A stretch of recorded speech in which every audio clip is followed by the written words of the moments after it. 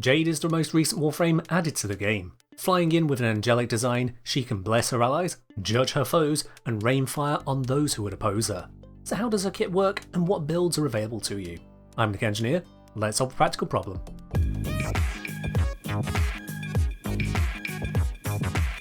In order to get Jade, other than buying her with Platinum, first you must complete the quest Jade Shadows, available after completing the new war. I won't go into any details about Jade's quest, that's for you to discover if you haven't already. On completion of the quest, you'll be awarded Jade's main blueprint, while her parts blueprints each come from the brand new Ascension mission node unlocked after the quest. I go into more detail as to how long this takes in my recent guide on farming her. Suffice to say, it's not a long farm at all. With all her pieces obtained, you just set them going in the foundry. While she's building, you can hop on over to patreon.com/thekengineer to subscribe for more behind the scenes and the choice to add your username to the video credits. So, what is Jade's kit? The first thing of note when you open her upgrade screen is that she has 2 aura slots. You can equip any 2 auras into these slots, with both granting their full effect. Crucially, this means she gets the modding capacity benefits of both auras, a helpful boost to maximising builds on her. Beyond that, she has the staple of 4 Warframe abilities. Her first is Light's Judgment, where she throws a glowing mote at a point to create a temporary zone. Allies in the zone will recover health at a base of 8% per second, scaled by Jade's strength, and lasting for a short period upon leaving the zone. This is similar to Wisp's Vitality Reservoir, but it provides no maximum health increase, has 3 times shorter duration, and is a proportional value, making it weaker on low health allies, though stronger on high health frames. Enemies in the zone and with line of sight to the moat are negatively affected, taking 500 base heat damage per second and becoming marked with a judgment. This judgment will cause the enemy to receive 50% more damage from all sources until it expires, with a base duration of 10 seconds. The damage from this ability ceases to matter outside of very low levels, so it's all in the healing and damage vulnerability it offers. Jade's second ability is Symphony of Mercy, a cycling buff ability. You can freely cycle between each of 3 buffs on the ability, either before or during its activation, to select which buff you are offering. Switching during the ability will instantly change the effect, removing the old one. The range of the buff is 50 meters normally, affecting you and allies in that range, and can be extended by affinity range buffs like Vazarin's Mending Unity perk. The first buff is Power of the Seven, a strength buff. At base, this provides a 25% additive increase to strength, scaling with your own strength. The boost is hard capped at plus 150%, achievable with 600% strength on Jade. For all reasonable situations, casting this before Jade's other abilities simply makes them 25% stronger.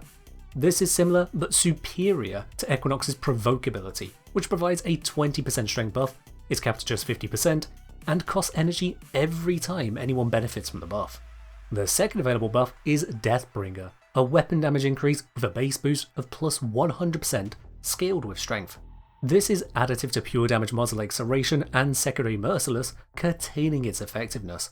This is similar to the damage boost from Chroma's Vex armor, though Symphony of Mercy has a much higher base range in exchange for a much lower damage boost, 100% versus Chroma's 275%.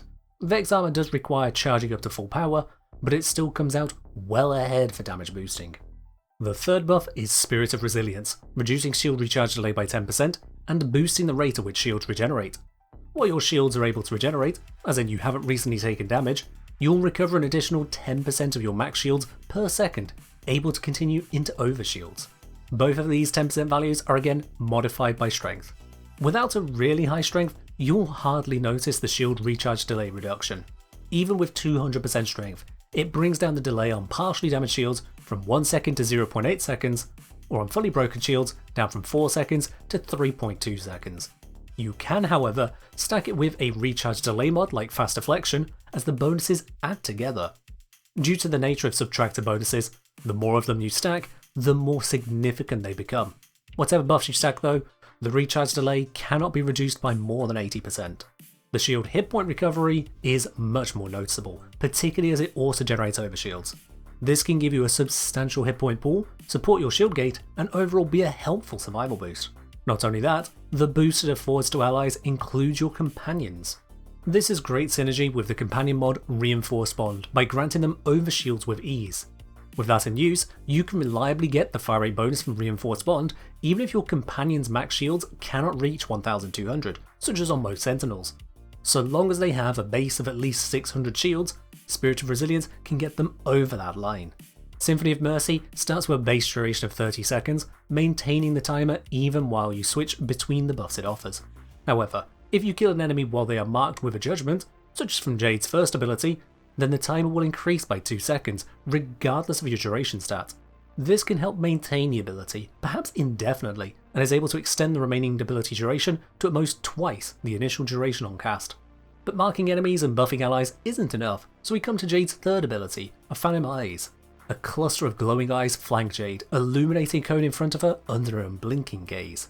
Enemies caught in the light are dealt a token amount of damage, serving more to show that they're in the area than to actually hurt them. While in the light, all enemies lose 5% of their shields and armor every half a second, able to fully strip their defenses in 10 seconds at base.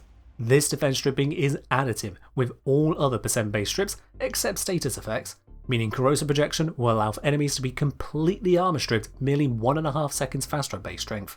Illuminated enemies also become slowed over time while in the light, affecting even units like Acolytes. With the armor changes, full stripping an enemy isn't as necessary these days, so you don't have to wait to deal good damage. For example, if an enemy has the armor cap of 2700, then a combination of corrosive projection and 200% strength would see them drop from 90% to 71% damage reduction in just 1 second, nearly tripling your damage. For enemies with a lot of armor, the longer you're focused on them, the more defense they lose and the easier they become to kill.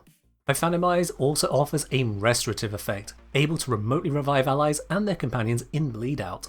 While on the surface this may sound helpful, you need to keep your view on them the entire time, with no speed boost to revive.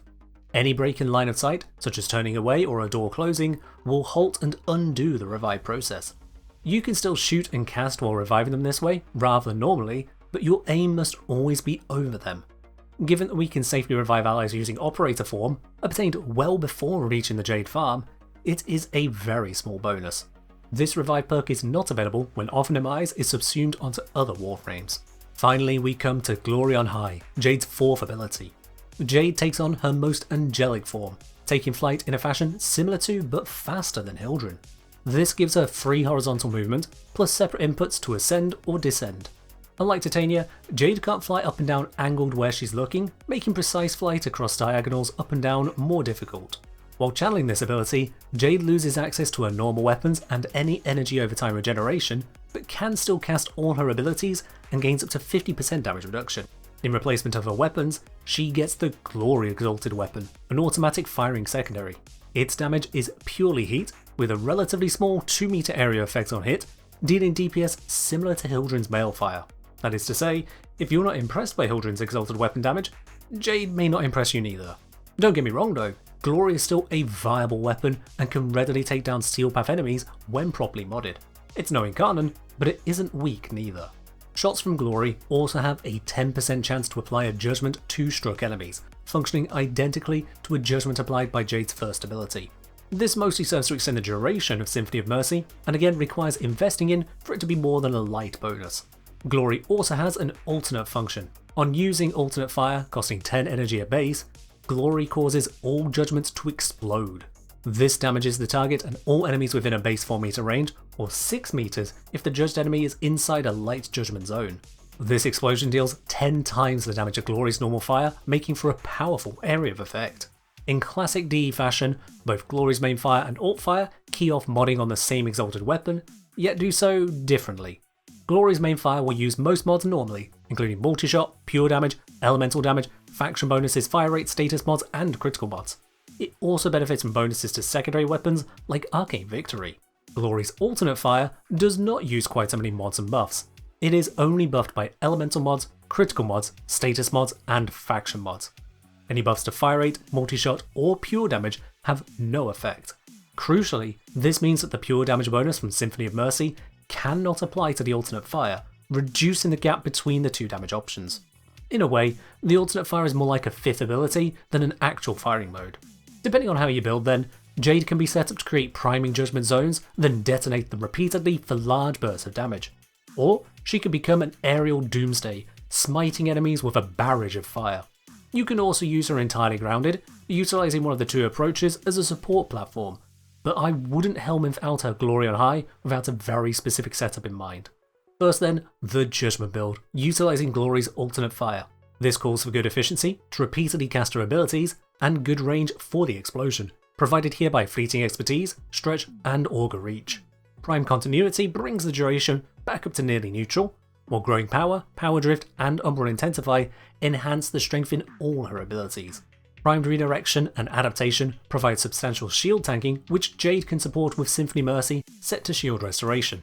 However, I've added in Arcane Aegis for a much stronger recovery that can ignore shield recharge delay entirely when triggered, allowing us to sit on the strength bonus more often. Combat Discipline will cause frequent small damage to Jade, only 5 health loss per kill while in Glory on high. This will trigger Arcane Avenger for more frequent critical hits from Judgment explosions. Finally, the energy restoration of choice here is Equilibrium.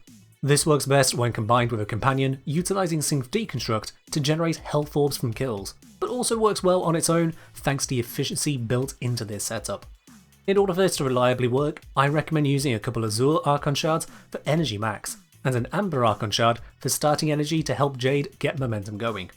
If you don't want to spend the Azures, replace Augur Reach with Flow or Prime Flow with an additional former to grant you the extra energy buffer should enemies get stingy with drops. The other Archon Shards can go into your choice of duration, strength, or casting speed. Jade alone isn't enough, you also need a build for Glory, which can be this Judgment setup here. If you don't want to use the faction mod, replace Primed Expel Grineer with Pistol Elementalist to ramp up the status damage. The lack of multi-shot, fire rate, and pure damage is intentional, as none of those help Judgment bombs.